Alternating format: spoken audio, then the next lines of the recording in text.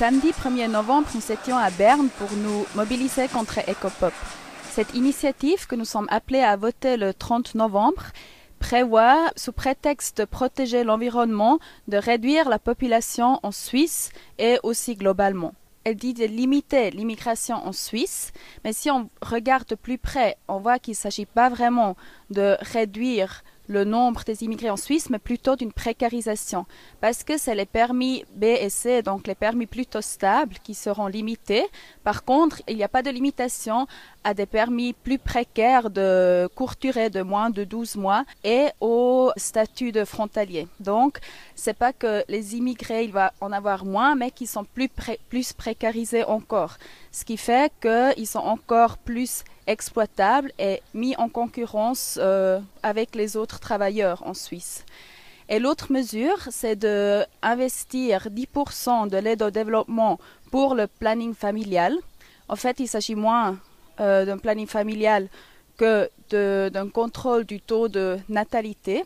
Là, je ne suis pas sûre si les initiants sont conscients dans la tradition dans laquelle ils s'inscrivent, parce que ça rappelle vraiment des pratiques coloniales où des millions de femmes ont été stérilisées pour, soi-disant, les protéger de la pauvreté. Et ces 10%, c'est pris de l'aide au développement que jusqu'à maintenant est peut-être investi pour l'éducation ou pour d'autres choses. Donc, c'est même pas une augmentation, mais un investissement vraiment dans le mauvais endroit, parce qu'on sait que c'est pas le taux de natalité fort qui crée la pauvreté, mais que c'est le contraire.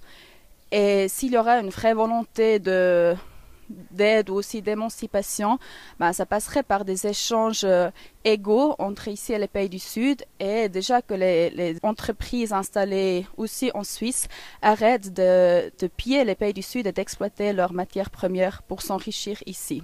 L'argument principal que le Comité pour une Suisse solidaire a avancé pour voter non à Ecopop, c'est que les immigrés, on en a besoin en Suisse pour que l'économie tourne bien, on en a besoin pour le système d'AVES pour que ça fonctionne, et on en a besoin pour les soins, par exemple. On souhaiterait aller plus loin dans l'argumentation et de ne pas seulement voir les immigrés comme un facteur économique qu'on a besoin, mais de les voir comme des êtres humains. Pour nous, c'est ce qui est à abolir, c'est cette distinction entre Suisse et immigrés, qui est à la base aussi d'Ecopop, de dire il y a nous ici, puis il y a les autres de l'autre côté de notre frontière, qu'on dit qu'ils sont responsables et qu'on essaye de limiter afin de pouvoir continuer à vivre avec nos privilèges qu'on a.